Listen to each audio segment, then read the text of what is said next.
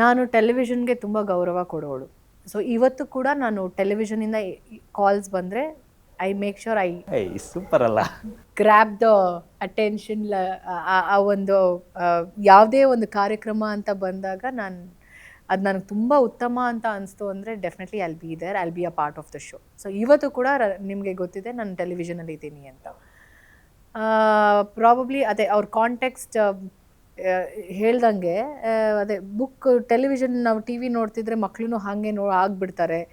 ಭಗವದ್ಗೀತೆ ಇಟ್ಕೊಂಡಾಗ ಅವರು they'll start reading Bhagavad Gita. Okay, ಅವ್ರ ಪಾಯಿಂಟ್ ಆಫ್ ವ್ಯೂ ಅಲ್ಲಿ ಅವರ ಒಂದು ಒಪಿನಿಯನ್ ಅವ್ರು ಶೇರ್ ಮಾಡ್ಕೊಂಡಿದ್ದಾರೆ.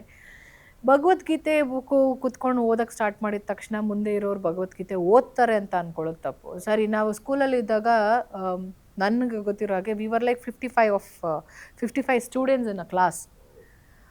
ಅಲ್ಲಿ ಒಬ್ಬ ಫ್ಯಾಕಲ್ಟಿ ಪಾಠ ಮಾಡ್ತಿರ್ತಾರೆ, 55 ಜನನೂ ಒಂದೇ ವಿಷನ್ ಹಿಡ್ಕೊಂಡು ಅದೇನೇ ಪಾಠ ಕೇಳಿಸ್ಕೊತಾರೆ ಅಂತ ಅನ್ಕೊತೀರಾ?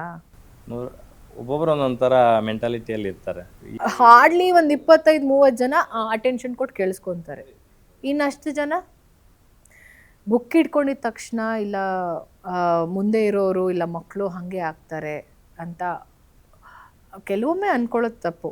You should start educating. ಅಂದರೆ ಭಗವದ್ಗೀತೆ ಬಗ್ಗೆ ನಾವು ಹೇಳೋಣ ಕುತ್ಕೊಂಡು, ನೋಡಿ ಹಿಂಗಿದೆ, ನಿನಗೆ ಗೊತ್ತಿಲ್ಲ, ನಾನು ಎವ್ರಿ ನೈಟ್ ನಾನು ಓದ್ಬಿಟ್ಟು ನಾನು ಮಲಗ್ತೀನಿ ಅಂತ. ಅಂದರೆ ತೋರಿಸ್ಬಿಟ್ಟು ಯಾವುದು ಮಾಡೋಕ್ಕಾಗಲ್ಲ. Start preaching. ಹೇಳಿ ಹೇಳಿ ಹೇಳಿ ಹೇಳಿ ಅದು ಮನ್ಸಿಗೆ ಹೋಗಬೇಕು ಕೆಲವೊಂದು ವಿಷಯಗಳು. That's what I believe.